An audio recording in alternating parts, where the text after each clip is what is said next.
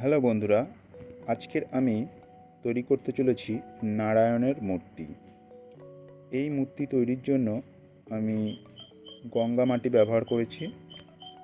যদি ভিডিওটা ভালো লেগে থাকে তাহলে চ্যানেলটা সাবস্ক্রাইব করবেন, সেই সাথে বেল বাটন অন করতে ভুলবেন না।